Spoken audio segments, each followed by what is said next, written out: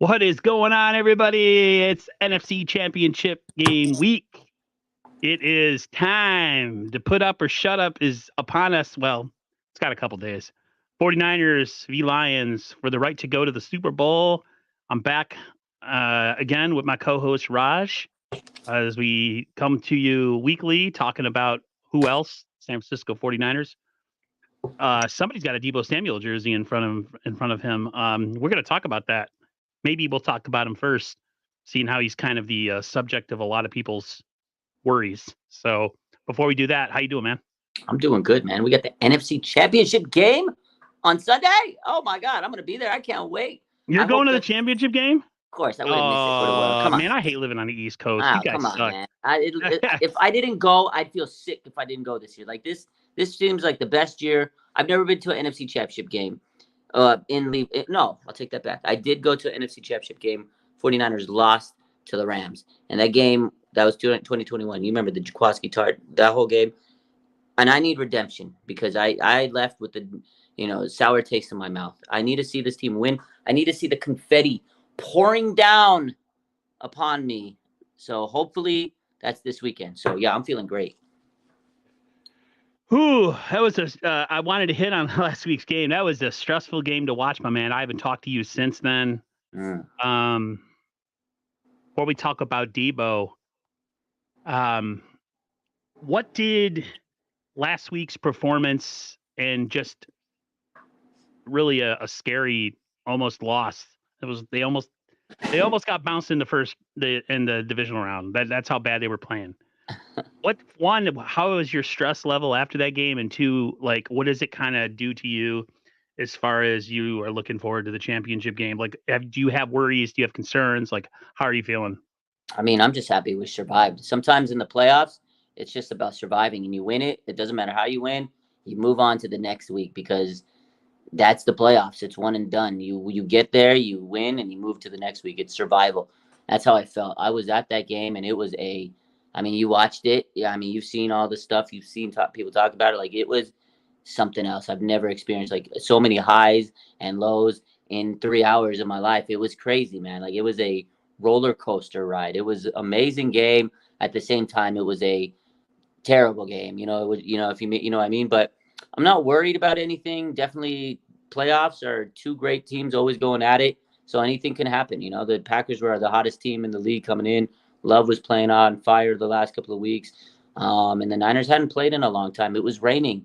Like, all the bad juju was out there. Like, everything that you could think of that could go wrong kind of went wrong, to start that game. And again, I feel like the Niners just hadn't played in a while, but there's no excuse. The Packers played great. I feel like that game will really, revitalize this team. I think they're going to realize, hey, we can't play a game like that. You never know, because you can't win 2 games in a row like that. You know what I mean? So the Lions will be a tough matchup, but I'm feeling confident this week. I think this team is hungry. They've been to this point so many times, Aaron. 3 out of the last 4 years, they've been in the NFC Championship, right? 4 out of the last 5 years, I think they've gotten, so damn close. And I think this is the year where they can take it, and I feel like this team is so hungry, and there is a lot of pressure on them because of that. But I'm confident, man. This team wants it. You could tell in all their press conferences today and yesterday, they just seem very focused. That's the word. Yeah. Brandon Ayuk seemed increasingly non-social. Like, he does what I do when I'm on here, and I'm starting to have a little bit of anxiety, start moving back and forth. Like, you could tell he just wanted that press conference to be done. Yeah. I guess, I don't know if it was you that I streamed with or Bashar. One of you guys asked me, Aaron, you're not excited? And I was like, I'm worried. You're like, why are you worried? Like, I just have some thoughts about how things could work out in this game playing the Packers. Rest, rain, Packers having nothing to. They have no pressure. The Niners have all the pressure. The Niners, again, they're on a Super Bowl run. They came up short in 2019. This is their fourth. Now it's their fourth championship game under Kyle Shanahan and John Lynch. Fourth championship game appearance. But there was just so much going into that game where I'm like, I bet you the Packers come out and play really loose. That's exactly what happened. I was worried about the defense and how they were playing going into the playoffs. That was a problem. It was like all the things that I was worrying about that I kind of almost psyched myself out of by the time the game started. I'm like, what am I doing? They're at home. They're going to do this. And the game went almost exactly the way I thought it would. That's the angriest I think I've gotten watching a football game in probably the last 7 years. I had a little controller in my hand, and I had the bedboard behind me. The where your head hits on the whatever they call against the bed. Yeah. I was like hitting it against it and just like screaming, but like under my breath. You were pissed, huh? I was so mad. I'm like, this is how you're gonna go out? Like Oh my God, dude. in a freaking fight. And they fought. And heck, I was yelling at Brock Purdy too. Like, come on, dude. Like, really frustrated. He showed me a lot. I still have a lot of fears going into the conference championship game. They got to get better on a lot of things, man. Like I tweeted this during the game. I said, you can't just show up. You have to take it. Like, you can't just say, well, we're here. We've done it before, so that means we're going to do it again. No, that's not how it works. You still have to, for having to manifest something, you have to put something into it. You can't just manifest a win by thinking about it. So that was my thing. The bad thing coming out of that game, Deebo Samuel, shoulder injury. Our offense wasn't the same without him.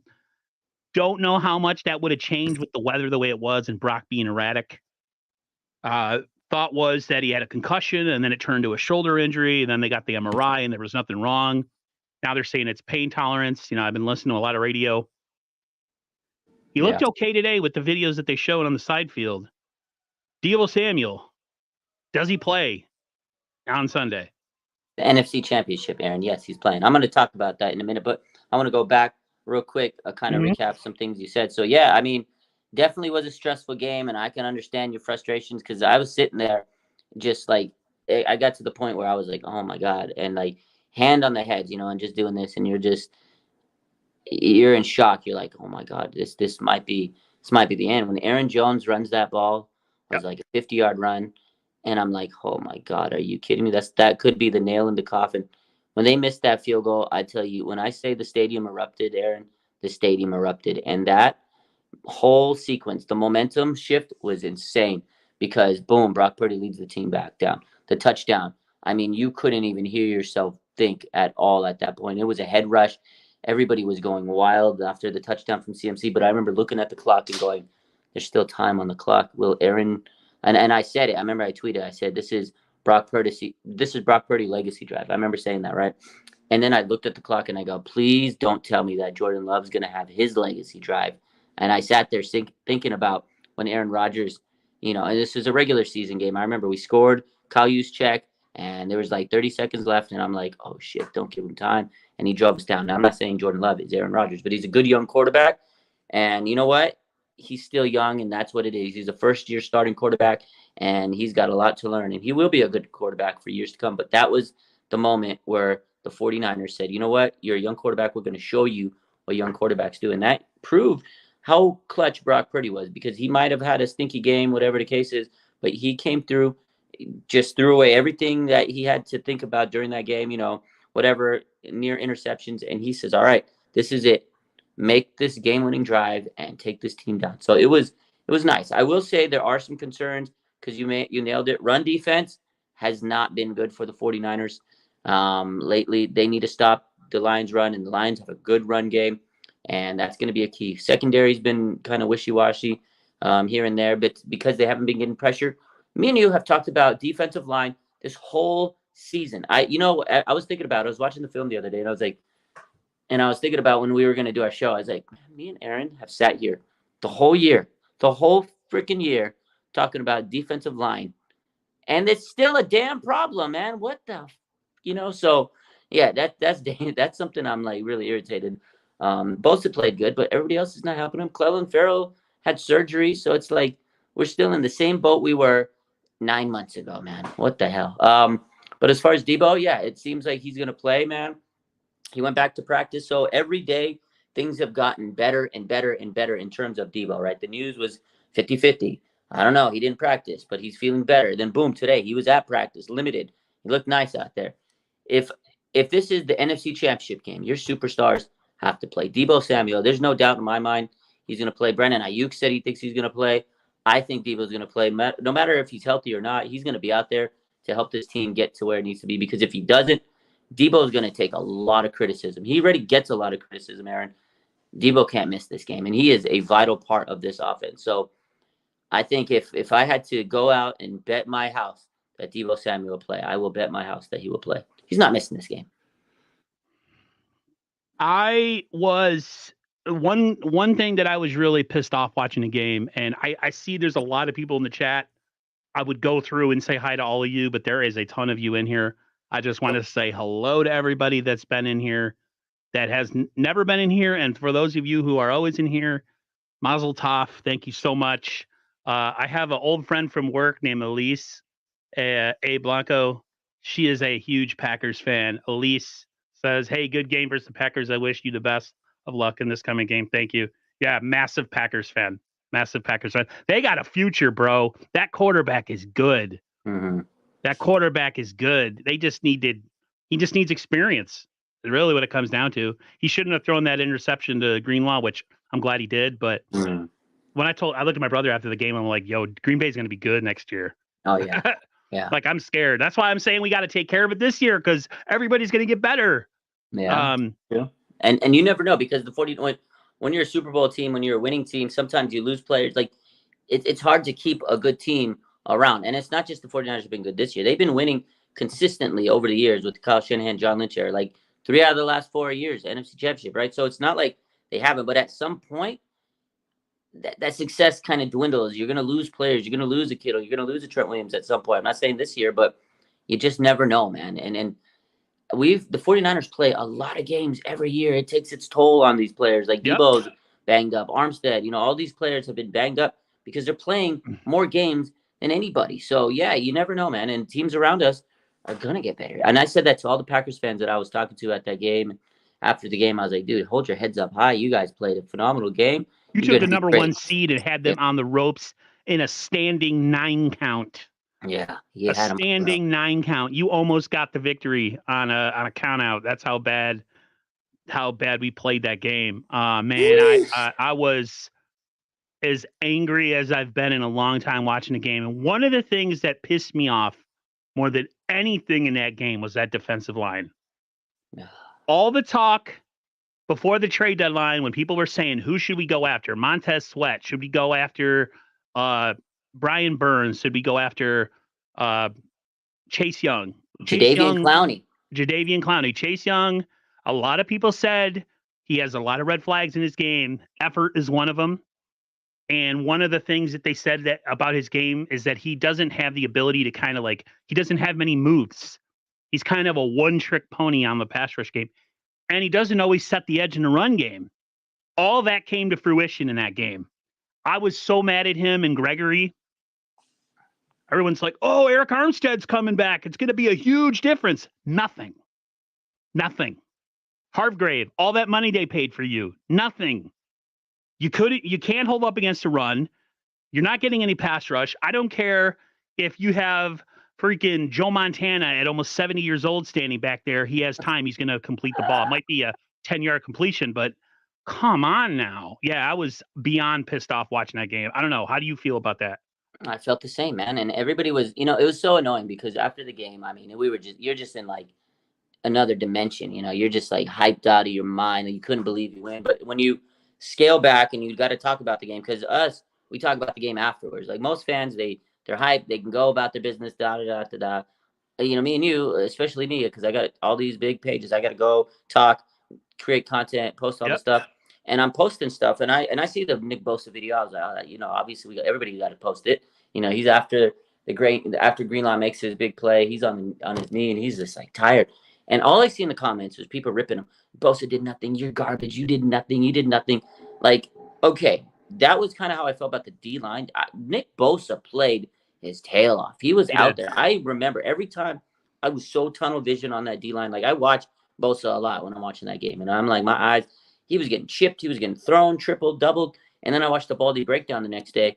And he said he saw the same thing I saw, just getting thrown around. But what I saw from Chase Young is exactly what you said. Just no hustle. It's like when he like falls, he doesn't like give a second effort, right? And setting the edge, this man does not know how to set the edge if his life depended on it. I'm glad you said that. I was frustrated with the D line because I felt like Jordan Love had time to make a sandwich. He had time to call his girlfriend. He had time to do whatever he wanted back there half the time. Clean the dishes. Yeah, clean the dishes, wash his feet, cut his nails, get a haircut, whatever he wanted to do, he could do it. And it's crazy because when you watch the game and your instant reaction after the game, and you see Nick Bosa celebrate, or like on his, just like exhausted. People are like, they see that Jordan Love had all the time, so they immediately go. Nick Bosa didn't do anything in the game because it's his job to get to Jordan Love and get sacked. Nick Bosa has needed help this entire year. They went out and got Gregory, Clelin Ferrell, and I wish Ferrell was there because he was good. Chase Young, all these names. And remember we said this offseason, they lost Ebukam. They lost Amenahu. I don't know if Drake Jackson will be able to step up. And we kept talking about it. Go get this man some help. And he still needs help. He still needs help. Hendricks says Cowboys didn't get any pressure either. Just saying. They got a good O-line. I will say they do have a good O-line. Packers have a good O-line. I mean, come on. Nothing. But still, you're paying that D-line a lot of money. Bosa, Hargrave, Armstead, and I'll say those three making upwards of what? $100 million a year between the three of them? At least. Probably, and they can't get a pressure in a game? A game for the season? A game in the rain where the footing should be bad for the offensive linemen? Piss ass poor performance. Piss poor performance. They sucked. People are like, "Oh, they won." I'm like, "Why? I don't want to win like that in the playoffs, man. Hey, a win's a win, though. At the end of the day, a win is a win. A win is a win. I understand that, but I don't want to win barely. If we're supposed to be this great team and win the Super Bowl, we need to whoop some ass. At least win by 10. At least win by 10 points. Okay, but if they barely win the Super Bowl, you gonna be excited? No. Come on. Like I get it because no. If they barely win the Super Bowl, no. Yes, I'll be excited.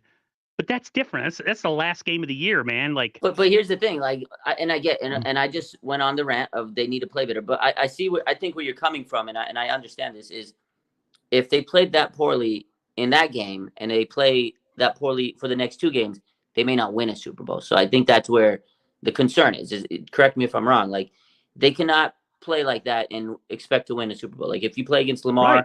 You play against Patrick Mahomes in the Super Bowl and you can't get pressure on them, they're going to carve you up. So I think that's where you're coming from, correct? Correct. Hey, Peter Parker says, Aaron, the whole defense was rusty and played like shit until it mattered. I hate that excuse. I'm not attacking you, Peter Parker, because you're awesome. I'm so sick of they needed a wake-up call, or they were rusty. There's all these excuses. How about they just underperformed and it mattered? And the only reason that they did. The only reason that they really won that game is that the quarterback threw across his body into the middle of the field in a double coverage, and he threw a pick. He had a Brett Favre moment. If that's any other quarterback with a brain who's older and more mature, he's probably hitting the check down on that because they have a minute and he tried it. Yeah. So the people I'm not trying to be negative and say that the Niners suck and that they don't deserve anything and blah blah blah. I'm just saying, based on what I saw in that game, I have a lot of concerns going into the championship game because I don't know about y'all, but this Lions team is not your granddaddy's Detroit Lions. They're really good. They're good. They got a really good offense. They're a good team. Their defense is kind of trash, and the Niners are going to have secondary. Their secondary is poor. They have a good run defense. They have a really good run defense. Yeah. Okay. Yeah. I expected a lot more, especially being the 1 seed and all the talk about, that we need the week off. We need the week off. We need the week off.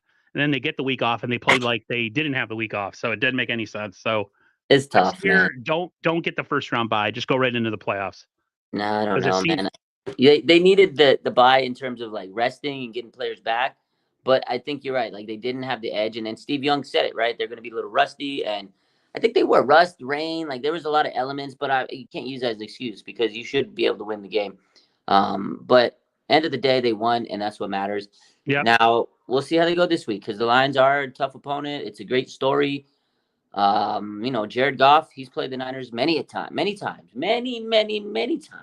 So, I don't know. I think the 49ers are going to be hungry this week. They seem very focused, like I said earlier, but you can't count out any team, man. They should have been really focused last week, though. I think they were, but I think the Packers were just more focused, and they have a coach that, he knows Kyle's tendencies. They're from the same coaching tree. So I think it was just a chess match. And you know what? Kyle and the Niners, they made the adjustments when they needed to. But, I mean, we can't sit here and lie that they played perfect or they played good. There were struggles, and I understand there are concerns moving forward for this next game. Ambry Thomas, he didn't play good, and he looked bad. And, the D-line, and I get it. But end of the day, I think the Niners can take care of business. Maybe they'll show that this next week that, yeah, last week was a mirage because they've played so good all year, and that wasn't what we're accustomed to seeing from this team. See, I don't think this defense has been the same defense of the past year. I think they've been a lesser version. They hit a little bit of a spike in the middle of the season when they got Chase Young, that they looked a lot better, and then they kind of dipped towards the playoffs. So I'm expecting them to have a similar Jaguars type game, 5 sacks, couple interceptions. Like if that's what it was last week, it was just rust and rain and a good matchup with a team that knows you. Then this week, you're going up against a team that doesn't really have a lot of familiarity with you. So yeah.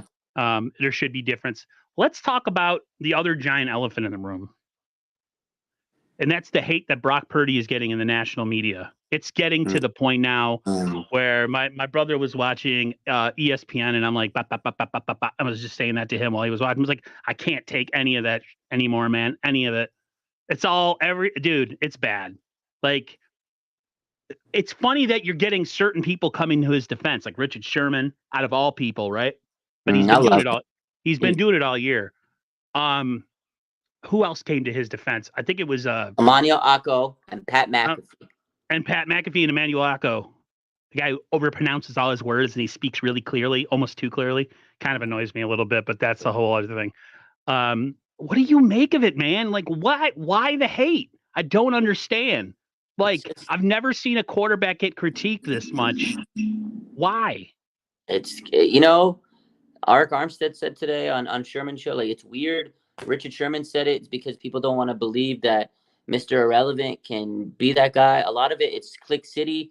On Monday, I remember Monday because that's when all the big shows start their week. They're recapping all the football from the weekend. It was National Hate on Brock Purdy Day. I mean, you had Ryan Clark and this guy, Stephen A. Smith, Colin Cowherd. Anybody with the mic in their mouth, in their face, was talking trash. It was disgusting, man. And I think people are jealous. Nick Wrong, obviously, he's been hating all year. They're jealous. They're mad that they were wrong. They want to be so right about him not being it that they just keep on pushing this narrative. Like, it's just disgusting. And, Jerry Rice Jr. yesterday tweeted out, this was like one of my favorite things of the week that, someone said that came to his defense. This is what Jerry Rice Jr. said. Let me pull up the tweet. So he says, I don't understand why America is hating on the last pick of the draft. He should be a tremendous underdog story, and it's sad how people are hating. He was literally the third-string quarterback who capitalized on his one and probably only opportunity in the NFL. No, but you're the last pick in the draft. You probably, most of the time, if you're Mr. Irrelevant, you never make a roster. You don't even make the practice squad. This guy is a starting quarterback. He's leading his team to the NFC Championship. Like, why are we hating on him? Why is everybody in America hating on this guy? Like, this is a great story. Tom Brady, when he first came in, people took some time, but they loved him, right? The story was amazing. Kurt Warner, this guy was bagging groceries and then he finally found his way back to the league and he became a legendary quarterback, but they respected him. But why not Brock? I don't know. I think the media, loves to put, negativity around the 49ers because there's so many Niner content creators. It is a big media market, and they know if they if they say anything inflammatory to the Niners, what are we going to do? We're going to talk about it. We're going to create content. We're going to drop a podcast about it. You're going to have everybody who's everybody that's a Niners talker that's going to go out there and talk. Richard Sherman, it's one of the biggest markets, right? So I think these media members want to go out there, say what they got to say, and just spit venom and vile nonsense about Brock. It is getting out of control, though. I can't take it anymore. There's even people that were hard on Brock Purdy to start the season that have turned a new leaf that I never thought would. And I'm talking about my guy Ted. He wasn't that he was against him. He was just he didn't like the hyperbole about like, this guy's the next Montana, this guy's elite, this, and the other. He was a little bit more guarded with his takes. And he's got a Purdy jersey. He was rocking a Purdy jersey and a Purdy hat during our stream yesterday. Wow. Which is crazy. Yeah. To me, like you said, I find it unfair because it should be a great story about, it doesn't matter where you're drafted and, sometimes dreams do come true, all that kind of, stuff that we see that movies are about that we're like, that could never happen in real life. And then Brock Purdy manifested it. You're right. Dude had one shot. The song by Eminem? Yeah, if you had Mom Spaghetti. Okay, he freaking Mom Spaghetti the San Francisco 49ers and is now the starting quarterback, and he's not going to give it up anytime soon. And all people can all people could talk about is the fact that he doesn't have a big arm, that he's not tall, that he doesn't run around like a dipshit, scrambling constantly because he can't read the field. It's infuriating, and I understand like everybody likes the big time athletes that have all the like that Josh Allen throw that was dropped by Diggs, that moon ball, that was a pretty throw. I'm not gonna lie. I wish Brock Purdy could throw a ball like that once in a while, but is it really necessary? I mean, it didn't work, right? He didn't catch it, they didn't win. So having all those traits and all those things you could do doesn't guarantee nothing. And you're right. The story's focused on the wrong part. Instead of focusing on the positive, we're focusing on the part that just makes people look out like they're haters and that they just want to talk shit. And that's pretty much what's going on. And I think it's ridiculous. I think it's lame. Even if they win the Super Bowl and he plays good, they're still going to give him like, well, I think anybody could have done that with that type of offensive weaponry. Yeah. So it ain't going to go away. They'll keep moving the goalposts, and that's what they do. Like, did you see that video? There's a tractor with goalposts attached to it. Oh, I saw on the practice field, and it's like driving around. You see the goalpost moving. I was like, yeah. And somebody said this is what the media does to Brock Purdy, and the goalposts keep moving. The goalposts keep moving. The goalposts keep moving. Yeah, that was a good one. That was good. Speaking of goalposts moving earlier, so on that Monday when everybody's hating, you had Keyshawn Johnson. Keyshawn Johnson said the 49ers didn't have a comeback victory. Like, it's just the people hate the Niners. Like, what do you call that? You were down, you came back. What do you call it? He goes, well, it's not a double-digit victory. Come from behind. So it's not a comeback. I don't know. People like to change the definition. Keyshawn Johnson wasn't even that great of a player. He wasn't. He was all right. He wasn't even that great of a player. They brought him to Tampa like he was the second coming to Jerry Rice. Yeah. They didn't win because of him. They won because of that great-ass defense that they had. With defense and the run game, man. Warwick Dunn and Mike Allstott. WD-40, man. Woo! Those run backs were great. I mean, Keyshawn was okay. He was open because of the run game. Exactly. I want to talk to you about. I put the map up the other day on a tweet, and I did it on Instagram too. It was like the United States of America. I seen that, and I attached the audio from The Dark Knight when he says you either die a hero or live long enough to see yourself become the villain. Harvey Dent. And I was like, it was like the whole country is blue for the Lions, and then. The Niners are California is the only one red. I posted it. Yeah. So. And I want to say, like, what do you think about the Niners being exactly. Is that did you post that? It's gone around like NFL memes, like it's been all around Twitter, but I did post it on my Instagram on a swipe. So yesterday I made a keep the receipts post, right? So Detroit Illustrated, they're a fan page on Twitter. They tweeted out, Goff better than Purdy. Panay better than Trent Williams. Amon-Ra better than Ayuk Debo. Gibbs better than CMC. Hutch better than Bosa. He goes, get your star power up. These ain't even hot takes, right? I don't know if he was joking or not, but, Detroit Page hating on the Niners. And he says, I'll say it. He's a top 2 running back in the league right now, and he ain't number 2. This is about Jahmyr Gibbs, better than CMC. So then I posted the map part of that post saying, a map of America rooting against the Niners, basically. So, but yeah, no, the NFL media, the fans, I feel like that's a pretty accurate representation. I feel like everybody's going against this. They don't want to see the Niners win. Nobody wants to see Kansas City win. People want Detroit versus Baltimore in the Super Bowl. That's what they want. 100%. And I don't know. I didn't know when the Niners just seem to be a real likable team. I don't see anybody on the Niners that has bad headlines in the press or getting in prison in the offseason. They're like, the Niners are pretty much a goody two-shoe team who just happen to have really good players, and yet they're like vilified and hated because the Detroit Lions have had a sucky ass history because whatever reason, and so the Niners are paying the price. I just hope the officiating is fair and just in that game Sunday. As my nephew likes to say, the only way for it to not be a factor is if you play really well and take the refs out of it. So, in a way, he's right. I just, man, I don't know. I can't believe that when I see it that they put us out there as the villains. But whatever, it is what it is. Let's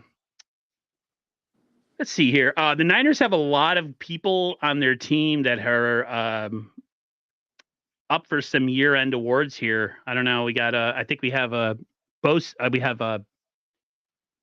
Brock Purdy and Christian McCaffrey up for MVP. Mm-hmm. And I think the other one is, I'm trying to think what the other award is. So it's Brock Purdy, CMC, MVP finalist. You got Christian McCaffrey, Offensive Player of the Year finalist. And then you have Kyle Shanahan, Head Coach of the Year finalist. So the MVP finalists right now, you have Josh Allen, Lamar, Christian McCaffrey, Dak Prescott, and Brock Purdy. Those are your 5 finalists for MVP. It's probably going to be Lamar. Offensive Player of the Year finalists, Tyreek, Lamar, CeeDee Lamb, Christian McCaffrey, Dak Prescott. And then Coach of the Year, you have Kyle Shanahan, Kevin Stefanski of the Browns. You have D'Amico Ryans of the Texans, who I think will win. John Harbaugh of the Ravens, and then Dan Campbell of the Lions. So basically, I think Dan Campbell's going to win that. You think so? Yeah. No matter what happens, the city of Detroit is on. They're on cloud 9 right now. It's going to be really sad if the Niners lose on Sunday to the Lions because everybody wants to see them lose, except for us, for 49er fans. And everybody's going to be all. They're not going to talk about the Niners or they biffed it or they couldn't get it done. All they're going to talk about is Detroit, and that they are finally whatever. And it's a storybook thing. And I'm just like, that's great. Can we put it off 1 year? Can we win the Super Bowl this year? I don't even care if we don't make it to the playoffs next year because it'll give us extra off-season rest for the following season. But man, that's what's going on in the media right now.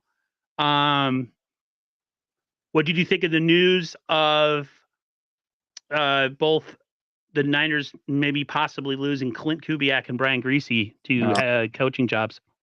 Yeah, they're both getting interviews. Most recently, Saints offensive coordinator position. I mean, Niners always lose their coaches, and it's nothing new at this point. Again, you go to that many NFC Championship games, you go to the playoffs that many times, you develop that many star players, MVPs, and all pros, and you're going to have your coaches get poached. And Kyle Shanahan's coaching tree is phenomenal.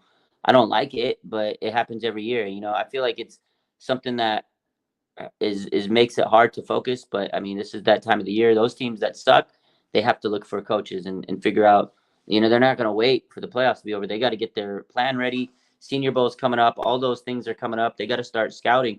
They need their teams. They need their game plans. They need their blueprints. They got to get these coaches. So it's tough, but, I mean, it comes with the territory of being phenomenal. If we have to lose one of those guys, I wouldn't want to lose Brian Griese. I feel like he's been a really good QB coach. I think he's really done a good job of developing Brock. Kubiak's good too. No disrespect on him, but I think Griese is probably the better of the two. So I wouldn't want to lose the better one, is what I'm saying. But Kubiak's great. He comes from a really good football family. The Kubiak's very well respected. They've been around the NFL for many, many years. I think he has a brother, dad, whatever the case is. They've all been in football. So it's tough to lose coaches, and the Niners do it every year. So it's nothing new, man. What is your thought on the what the Niners? Even if they win the Super Bowl, I haven't been a huge fan of the Steve Wilkes hire. I think it was not the best mix with our team or talent. I just think, if anything, I think the Niners, regardless of what happens, I would love to see us move away from our current defensive scheme as far as like the wide nine and all that. I'd like to see a change. I think the wide nine has played itself out. I think Chris Kasurek is a little bit overrated, to be Oh, honest with you. whoa, hot take. I think Chris Kasurek is overrated. I really do, because he's had this team all year, and we have Chase Young and Gregory and all these guys, and they've been so up and down and not consistent. The run defense in the second half of the season has been bad, and it doesn't seem like it's been addressed. Wilkes has been better. I just don't look at him as, it just doesn't seem to me, doesn't fit. I know a lot of people will be like, "What are you talking about?" I think he might get a head coaching gig. Maybe I don't know. There's only 2 spots left. One, would you mind seeing the Niners switch out and stop running the wide nine and do something else next year? Could I you see mean, Kasurek being moved, or I Steve don't think. Wilkes? I don't know. What's your take on Wow. either of those guys? A lot of that's hot takes for me. So I like Chris Kasurg. I think he's good. I think they just need, to stay healthy. And I feel like it's D line's tough, man. But I just think that maybe they didn't get the right guys this offseason is what it is. Is because they did lose some really good players and they were really underrated players. But I think Chris Kasurg's done a good job. I feel like maybe I wouldn't say Steve Wilkes was horrible. I wouldn't say he was like great, but I will say that it was different from D'Amico because D'Amico was good, man, and that's hard to replicate what D'Amico did. Like big shoes to fill, right? Look at D'Amico, what he did. First year as a head coach, he has a hell of a team. His rookies were great. His defense was good. He almost beat the Ravens last week at halftime. He had them toe to toe with the Ravens. This guy's a great coach. So when you're going from a guy like D'Amico to Steve Wilkes, no disrespect to Steve, you did downgrade. Like, be honest with you, we downgraded. Has he done some good things? He has done some good things. He's really helped, I feel, with some of these cornerbacks development, and I think Greenlaw's become a better in terms of coverage skills, but definitely a step down from D'Amico. I think maybe you go one more year with Steve Wilkes. At the end of the day, the defense is in the Final Four here. I think he does want to get a head coaching job at some point. So maybe in a year or so, you're going to move away from him. But I don't know. I like the wide nine for this team because it's their scheme. But I think if they do get another defense coordinator, it might be time to change things because I feel like that wasn't what Wilkes is accustomed to. And I think Wilkes had to adjust himself to the 49ers defense. Because remember what Kyle said last year? He goes, I don't want to change anything. I want to keep the scheme. And I'm going to bring a guy that's okay with keeping the scheme. And Wilkes, he was a guy that's like, I just want an opportunity to prove that I'm good so I can go get a head coach. This is like a rental position for him, like a stepgap, right? So he's like, okay, I can use this. If I look good, if the team is good and makes a Super Bowl or whatever the case is, it's going to strengthen my resume. And then I just got to, wine and dine these people that interview me and show that, I know what I'm talking about. So I think he is a good defensive mind. Obviously, they wouldn't have hired him, but I don't think he's great like D'Amico. And I think that what they had to do was settle for him in order to keep the defense scheme the same. Because if they would have got anybody else, like Vic Fangio, he wouldn't have changed. He would have come in from day one. He goes, all right, you see this defensive scheme?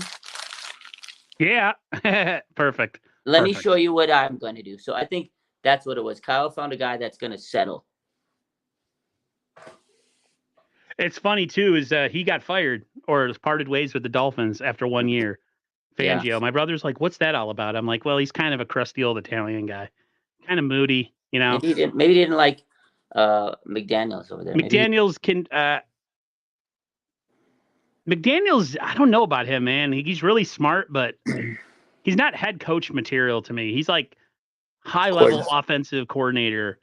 He just doesn't seem like the type of guy that commands like respect from players and has like the gravitas to, get players and tell them they played like ass and like to get more out of them.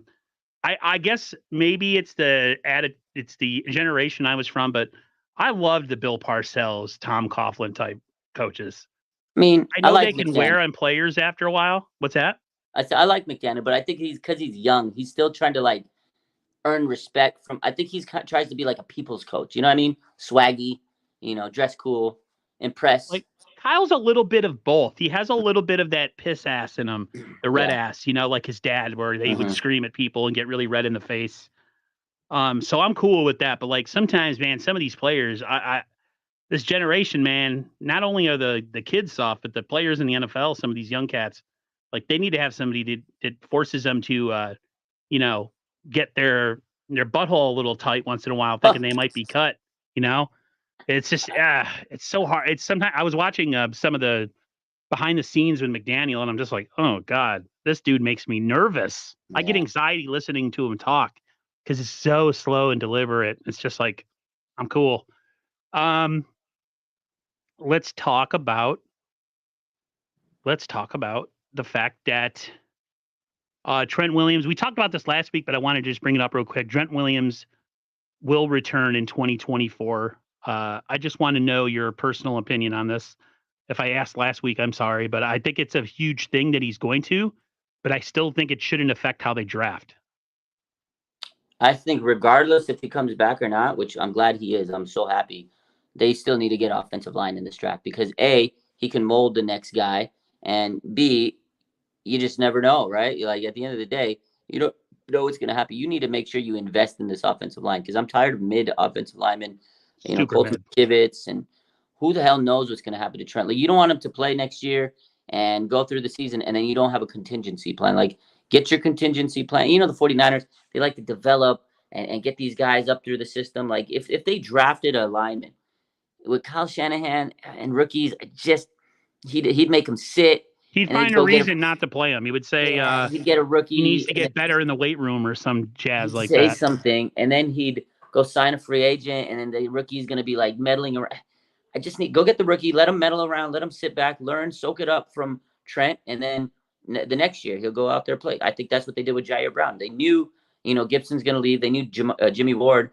They weren't gonna bring him back, so Gibson's gonna come back for the year, and he'll be the heir apparent. And they kind of been teetering a little bit with Jair Brown. He got hurt, so I think that was the excuse to say, "Oh well, we can't put him in there. He's coming off an injury." But Kyle, I think it's just Kyle doesn't trust rookies. But he literally doesn't trust rookies. He No, doesn't want it. Yeah, bro, I'm surprised that Rodney Bell got as much playing time as he did this year. injuries. That's Which why. brings me to my next question. How freaking important was it to have Juwan Jennings back last week? I'm a big JJ fan Dog, myself. dog, dog. Bro, I was happy. 5 catches for 61 yards, 6 targets. 4 of those catches were first downs. big He big was boy catches. man. 6'4", big hands, huge range of, to catch, catch radius. I'm Yeah. a, I'm a big receiver guy. I'm not a fan of these small receivers. I remember when Jerry Rice was here and we brought in JJ Stokes, Anahia Owazake, Mm-hmm. and Terrell Owens. And we had every receiver was over 6 feet Yeah, tall. that was It was dope. beautiful. I It was loved that. dope, bro. I loved it. You know what? Jennings, not only did he have like good clutch catches, this guy was a enforcer, blocking like crazy. You've seen the viral clip where he Yes. I blocked was like, the cornerback stop. into You're the gonna in get the me. Gatorade. I Right. was like, let's go, JJ, give me that energy. And it was like amazing to see. And let me tell you something about JJ. Certified dog. I'll say this right now. He's the best receiver to ever wear that number 15 on the 49ers. Michael Crabtree, he was flashy. He gave us some good years here and there, whatever. Juwan Jennings, he doesn't need to be flashy. He doesn't need to be a number one receiver. He goes out there and he's going to chew your ear out. He's going to dog you out. He's going to block you. He's going to make sure his teammates get what they need to do. He talked trash. You back it up. Juwan Jennings puts the team on his back when he needs to. He stepped up. There's no Debo. So he says, all right, I got you, baby. I got you. He even took a play out the backfield for a second. Juwan Jennings got that dog in him, Aaron. He's the man. 49er Minus says, I agree. He's better than Krabs. Not the venereal disease. Crabtree, the wide receiver. Better than both. Make sure we know the difference of that, okay, everybody, just in case. That's my guy right there. I will though say that I did tweet something on Twitter. I said, water wet, sky blue, Debo hurt. Come on. You're what? See, I that's why he needs to play, because You know people like what? Aaron But are going to that's come for his me. neck. I'm a Come on, freaking. man. I'm a savage, bro. That's disgusting. This is I my call it boy. like I say. He plays so physical, man. I know. I have a little bit of Hold on. troll in me. I have a little bit. You gonna call Debo? I'm gonna call Debo. Watch Did out, you hear get a that? Yeah, copy. I know. I have no affiliation with 49ers First Take. It's my guy. We talk every week. But listen, I didn't tell him to say that. I didn't pay him. It's not a sponsored post. Listen, man, go out there. He's just I some need you guy to from play the. on Sunday. I need you to play on Sunday so I can shove it to this man next week when we talk. All right? 2 touchdowns, nothing less. Have a good weekend. Oh my God, I can't believe you did that. I got Aaron. you. I got Raj hot talking about Debo. I love Debo, man. I really do. It was there. I was mad because I was upset how the game was going. It's funny though. It's funny. My brother after the game, he's like, so is Debo playing next week? And I'm like, I don't know. He's hurt. He's like, it's the NFC Championship game, like you said. And I'm like, well, his shoulder, he's got some pain. He's like, but it's the NFC Championship game. I'm like, I know. I'm not the one who's hurt, So it looks like he's going to play. I just hope it isn't one of those situations where he plays for 2 plays, gets hurt again, and then he's out for the rest of the game. Like, either play all game, don't play at all. I don't know. They're a better team with him. Yes, I am the total douche for saying what I said about him, but I was just frustrated. That game pissed me off last week. I was mad at everybody. I was mad at Bosa. I was mad at Kyle. I was mad at Brock Purdy. Bro. Everybody had my ire last week. I was not happy. Yeah, I could tell. I'm glad I wasn't still around. A little salty about it. So, bro, man, chill out. I said it. If Debo doesn't play, and you're not the only one. I know this fan. I just know how this fan base is. I deal with them every day. I react with them every day. I know for a fact if Debo doesn't play, they're going to shit. He's already the most hated Niner usually out there, because people hated him for his contract situation. Like, every year, I hear so much nonsense and negativity. Trade Debo. He's soft. I mean, even during that game, people are like, oh my God, I can't believe he's not playing. They thought that he might have fractured his shoulder again. Like, you had to be cautious. You can't take an X-ray or MRI and get immediate results there. And you have to be like, all right, if you did fracture your shoulder, we got to let you not play. And I guarantee you, Debo probably told him, like, it feels the same as it did a couple of weeks ago. So I don't know. And they had to be safe, man. People were ripping him left and right, man. Oh my God. Well, I guess I wasn't the only one. Red Jet says Aaron versus the world, and she says my bread is on Aaron. Yeah. Yes. Hey, listen.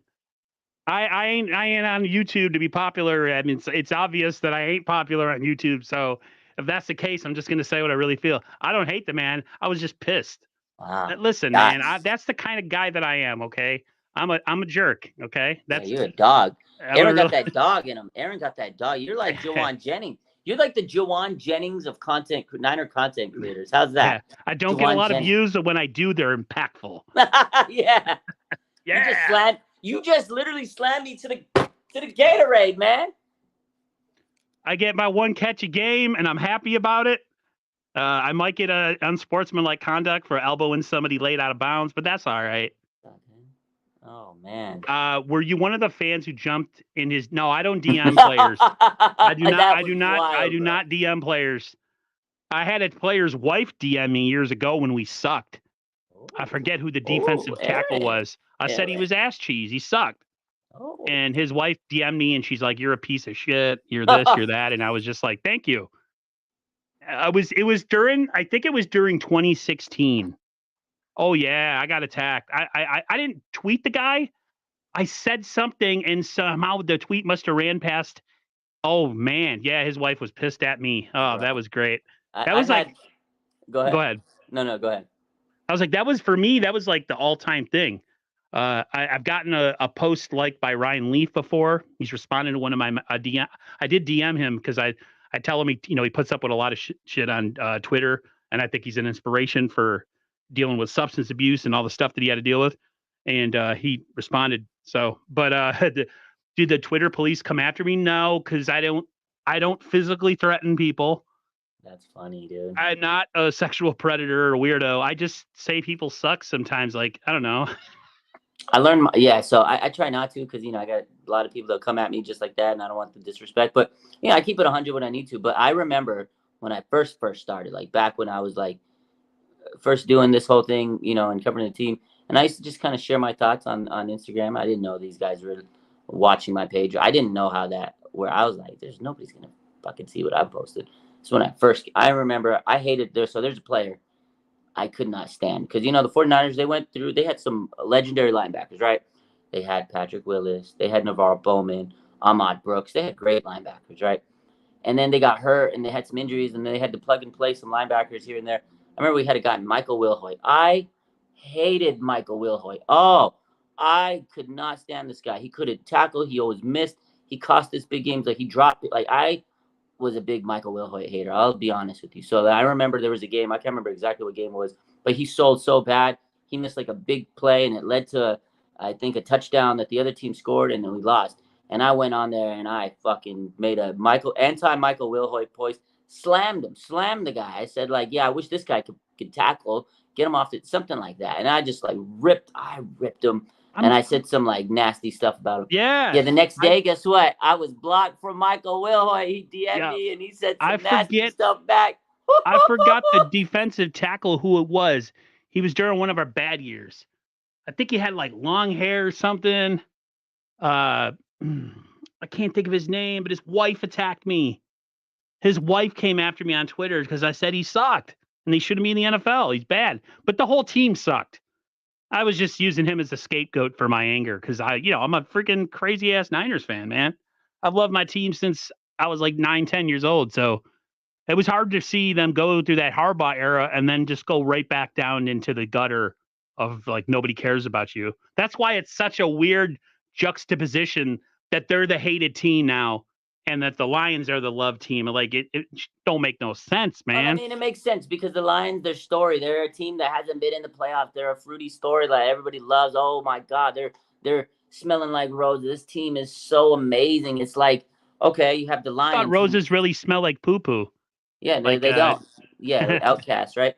They're like this sensational story, right? Brock's a great story, but I feel like people love the Lions because if you look at social media all week, all they're posting about the last time the Lions were in this position, the last time they did this, the last time they didn't have this wasn't invented, this wasn't great.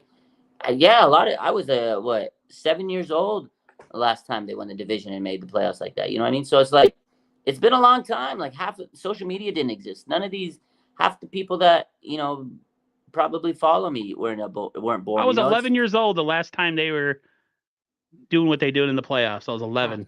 1991. I was a little ginger jackass. Little ginger jackass. I was just a little Indian second grader acing my tests and learning A pluses on everything. Yeah, of course. Gold Star Raj, man. That's what I was doing. And I was a C plus average for life. School, I was there to entertain. I wasn't there to learn. I don't know if y'all. I see. I entertained, but I had the teachers hated me because I was a class clown. I would talk, yell, do whatever. But you had good grades. But I didn't have good grades, and I was a class clown. Girls hated me in high school because all I did was talk and just Beavis and Butthead and making noises and stuff. Me too. And the teachers were like, usually when they have a student that's disrespectful, or I wasn't disrespectful, but you're bored in class and you're talking. Usually they say, "Oh, look at little Johnny over there with his Fs." They could be like, "Oh, look at little Raj over there with his A plus, and he's talking." He's already wrote a high school thesis in the fourth grade.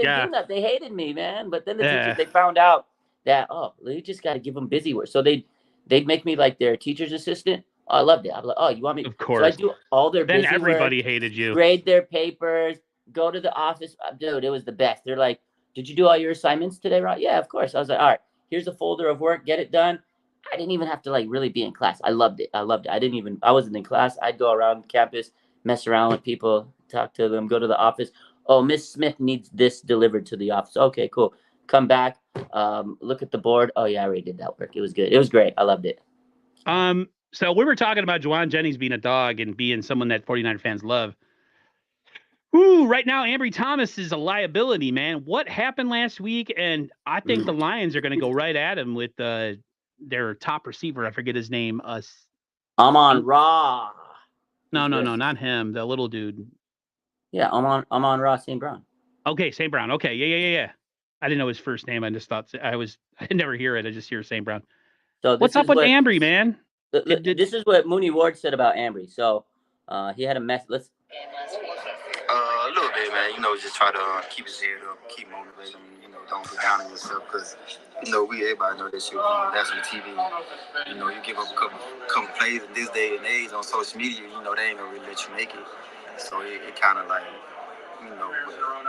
probably hurt him a little bit. I'm pretty sure because he care about the game. He care about his performance and the team winning. So I just try to tell him, keep your head up. You're gonna make a game winning play eventually, whether it's this game, next game, or in the Super Bowl. So that's that. At least we got another day, another opportunity, another chance to get better and make more plays in the next game. That was just my message to him.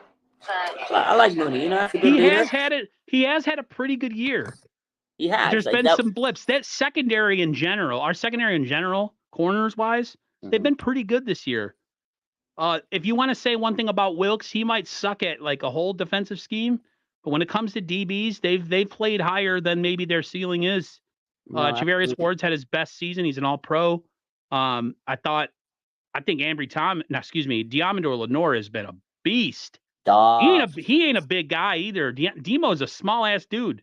That hit that he laid on Swift ended the Eagles season in November. That broke their soul. And in that game against the Packers, there was a sequence where he just went wild. I feel like that was the turning point when Diamond Lenore, because he hit Jordan Love. He made him Air Jordan, right? He throws him to the corner, made him Air Jordan, and then he had another hit on the receiver, and then he was hooping, and then there was like this little like altercation. You could tell they were getting a little upset. Diamond Lenore, I think somebody on Twitter, I think one of the PFF accounts, I can't remember the name, but PFF Brad, that's what it was. He tweeted out that in the playoffs, in his career in the playoffs, Diamond Lenore has a passer rating against of 19.6. Guys, he's clamps. I've been talking about Diamond in the playoffs for a long time these last 2 years, and people are finally realizing he's clamps because they're not going to throw to Mooney. So you got to throw to Diamond Lenore side, and then he locks you up. So unfortunately for Ambry, he was the weaker link out of the three, and they picked on him. But I like what Mooney said. He's our player. He's our guy. He's had a good season. I told him to keep his head up. Maybe he'll get a big play because Ambry has played good this year, but he was a liability. He played bad. Can't sit here and say he didn't. Hopefully he steps up because if they put Amon-Ra in the slot and he's matched up with Ambry Thomas, it might be a long night, Aaron. It might be a long night. That's all I'm going to say. Well, if the pass rush could actually get home in the game instead of screwing around and having freaking Chase Young being chipped by wide receivers, like get your ass off the ground, dude. Come on now. You're making us look bad for freaking trading for you. Two little things, and we'll get out of here. One was the captains of this game. For coin toss is Barry Sanders and Joe Montana. I tweeted on Twitter, and somebody got me mad at me for it. I said, how much did they have to pay Joe Montana to make an appearance for this coin toss? And somebody's like, he does it for the love. He's a great guy. And I'm like, he kind of does it for money, but yeah. I know. I've talked to Joe Montana. Great guy. He's a Niner, legend. But the reason I did, because I've done like sponsored events for Gold Bar, they paid him a lot of money. That's all I'm going to say. He does. You think Joe Montana does stuff for free? You kidding me, man? If I wouldn't, you have the name Joe Montana. You don't make money off your license. That's what you went. You're an NFL player, bro. If I'm an NFL player, I'm always going to make money off my name. Like, I'm sure he loves it. I'm sure he's like so hyped to be there and be recognized. This is dope to have Joe Montana and Barry Sanders, two legends of the game. But if you think they're not getting paid this weekend, you got your damn mind. Come on, they're getting paid. He's sipping Gold Bar whiskey on the rocks. He's sipping Gold Bar whiskey on the rocks. I did a whole Joe Montana sponsored like series. I know that like he has a Gold Bar whiskey, Joe Montana Gold Bar whiskey. I know they paid him, but it doesn't make it like a bad thing. Use your likeness. Like people make money off of his name, his jersey, everything. Why can't Bashar made a good point. He says players weren't paid as much back in the day, so they got to make money on stuff. They weren't. He's like, Aaron, you do realize it, guy. You know who used to sell cars in the off season? John Taylor. Wow. During the final drive of Super Bowl 23, I think it was during the final drive, towards the final drive, you're listening to the guys in the booth, and they're talking about John Taylor, who sells cars in the off season. That's what they said. I'm like, That's so crazy. I mean, John Taylor was getting paid doo-doo back in the 80s. Well, I mean, he wasn't a wide receiver 1. He would have been a wide receiver 1 on any other team. He was great. But you were a wide receiver 2 behind Jerry Rice in the 80s. You weren't getting paid that much in the NFL. Like, sports, they made money. Like, I'm not going to say they didn't make money. They made hundreds of thousands, maybe a cool million here and there. Not like they're making nowadays. A wide receiver 2, 3 nowadays is probably making more than what a wide receiver 2, 1 might have been making back then. Like, the money has changed. It's been crazy. So yeah, that's crazy, man. Like, that's like the equivalent of, Juwan Jennings in the offseason being a DoorDash driver, He'd be the coolest DoorDash driver Oh, ever. bro, I'd be he like, had that "What up, food. D? Yeah, what Can I up, take a picture JJ? with you?" Last thing. I know it's early in the week. It's only Thursday. Predictions. Yeah, we're doing it. Let's do it. I went on my Tuesday. I have a show with Jake from Uncovered NFL from Instagram. We usually do Tuesday, but we went Thursday because he was out of town. He's a Packers fan, so we did our prediction today. And my prediction for this game is Niners 27, Lions 20. My prediction for the game is 49ers 34, Lions 27. I don't think the Niners defense, they play well at times, but I think they're going to give up some things.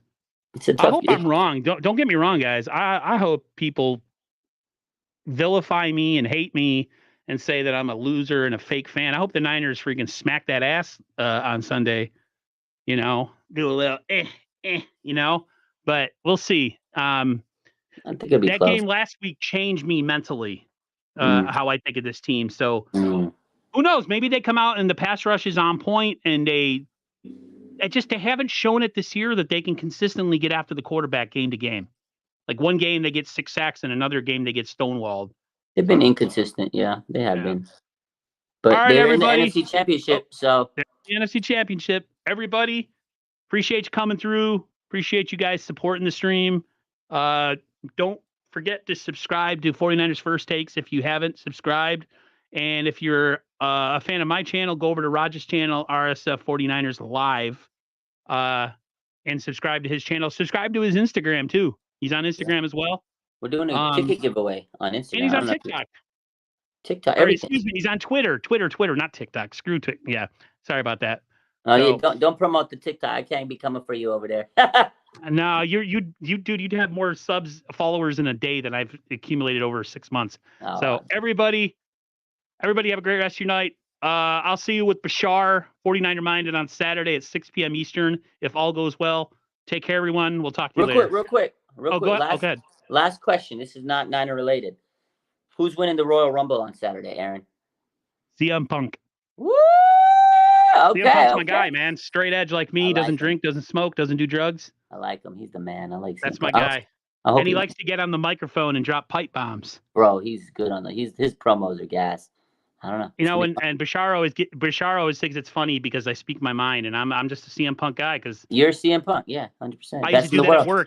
I was the guy that would raise his hand during meetings at work and ask something that made the meeting go even longer just to piss everybody off. Like I was that guy.